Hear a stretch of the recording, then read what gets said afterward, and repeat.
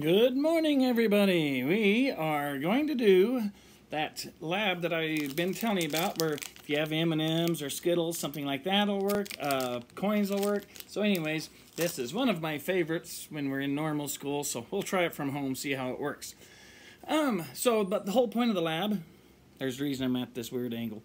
The whole point of the lab is to help you understand radioactive dating, or sometimes people refer to as carbon dating, when they are trying to determine the age of different things found within the Earth. So, quick lecture, I promise it'll be fast. Hillbilly screen recording. So, radioactive dating, that's where they use just certain radioactive elements to get the approximate age of certain things, like fossils and rocks and things like that. And all of these elements, and here's the key and the point of the lab, is they all have a certain half-life, which a half-life, so a radioactive element is kind of an unbalanced element, and so over a period of time they will decay into another more stable element. So that's what a half-life is the time it takes for half of that element to decay into something else.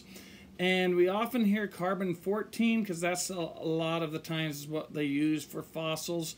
But there's all kinds of radioactive elements out there. Here's a few that are listed. And like cesium-134 would have a half-life of just 2 years. And so in 2 years, so if you had a certain amount of cesium-134, in 2 years, half of it would go away. And, oh, well, you look at cesium-138, it's just 32 minutes, so in a half an hour, half of it would decay into something else. Carbon-14 is 5,730 years, so you might want to remember that number or even write it down. And you can see here, yeah, there's uranium-234, has about a 250,000 year half-life.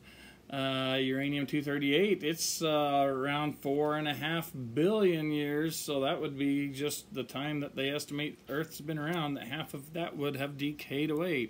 So what you're going to need to do is create a chart first of all, and here I'll give you an example. So let me get rid of the hillbilly screen record, and so you can do this on, let's see, on your iPad, or if you want to just do it on a sheet of paper and then take a picture of that.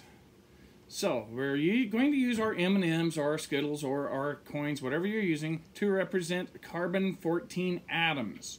So you need a column for number of half-lives, a column of number, or a column for number of years past, a column for the expected percent of carbon-14 left, a column for the expected number of carbon-14 atoms left. That's what our M&Ms are going to represent. And then a column for the actual number of carbon-14 atoms left. All right, so you might want to pause your video while you're copying this down, because I'm going to move on in just a second. All right, something else I have, so I've got 2 cups, just because I'll need to put something, or put my M&Ms in something. So I've got a CSU cup representing the good atoms, and then I've got just another cup for the ones that have decayed away. Okay, as you can see, so I've got 100 M&Ms here. I just kind of lined them up in groups of 10 to make it nice and easy, because I want to make sure I've got 100, and I want to make sure they all have M's, because once in a while you'll see some that are defective. So if it doesn't have an M on either side, make sure and dispose of it properly. Okay, so now we go to our chart. Alright, so here's my chart. I made a little mistake there. Now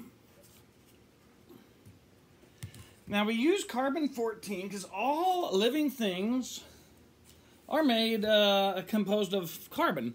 And so that's why they use it with living things like the fossils. If you remember in the Ice Age death trap, they tried to carbon date those fossils at one point, and they were a little too old, because you can't use it for things that are older than a certain age, which you'll see why that is once we do this lab.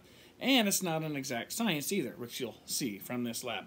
But okay, so all living things, yay, we're composed of carbon. Okay, now let's suppose one day our lovely dog dies.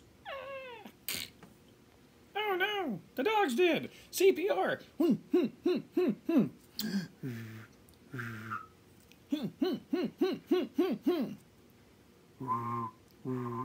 I don't think he's pulling through.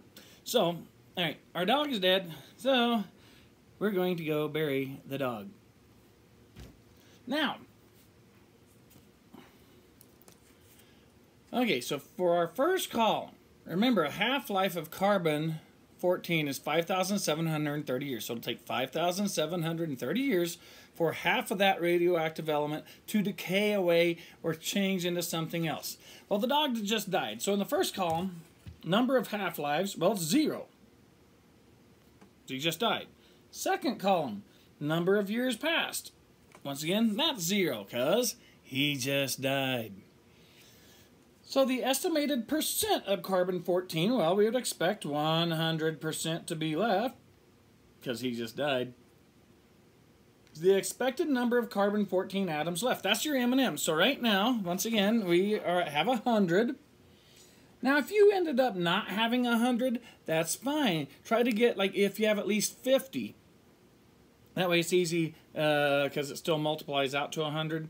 So, you could do that if you don't have a total of 100 M&Ms, Skittles, or coins. And so,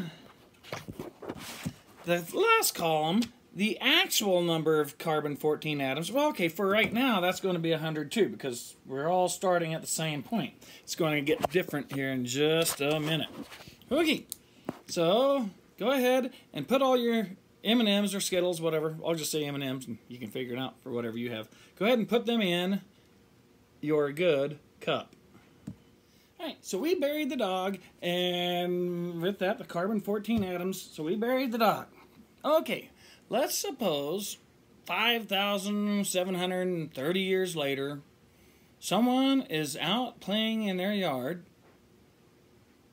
and they find a fossil. Whoa! So, now granted, it wouldn't look like the whole dog. We found a little bone. Then, here, we found a bone. Used to be his arm bone. So we find a bone. They take it and get it carbon dated, or probably at this point in 5,000 years, you could probably do it on your phone or whatever people have at that time. Now,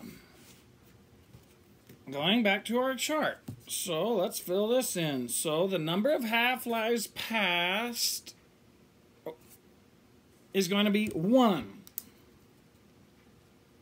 The number of years passed, 5,730 years. Okay? So, what is the expected percent of carbon-14 left? Remember, a half-life is the amount it takes for half of it to decay away. So half of 100% would be, yep, 50%. Now, if we had 100 M&Ms to start with, then that makes the math easy, because if we're expecting 50% to be left, well, the expected number of atoms, or in this case M&Ms, would also be 50. Or once again, if you had a different number to start with, then just cut that number in half. Now, here's where it gets to where this is not an exact science. It all comes down to probability. It's like if you're flipping a coin, so flip. Okay, it comes up heads. Well, you got a 50% chance of having heads and a 50% chance of tails, right? Right. So, if I flip heads on the first toss, does that mean it's going to come up tails on the next one? No, it doesn't. And so, what we're going to do, you're going to do at home while I'm doing it here. So, here's all my carbon-14 atoms. I'm going to just pour them out and try to get them where they're not stacked on each other. Okay. Now, don't flip them. All I'm going to do is, if it is an M up, it is going to still be a radioactive element. If it's M side down, like, ooh, that one's down, I'm going to say that's decayed away. Oh, shoot. See, and I just messed up. Don't do what I just did. Okay, try not to bump. All right, so I'm going to put M's on one side, no M's on the other, being careful not to flip them from how they were. Okay, so go ahead and do that on your own. You might pause the video. Okay, so I put all the M's on one side, all the non-M's on the other, and then the ones where the M is not up, it's like they've decayed away, so it's like they don't exist. So I put them into this cup, and I'm just going to put that off the side. So now, these are the only atoms I've got left. Now, probability says we should have 50, but, you know, with probability, well, no, it's not going to always work out exactly like probability says. So I'm going to count mine really quick. And let me pause this.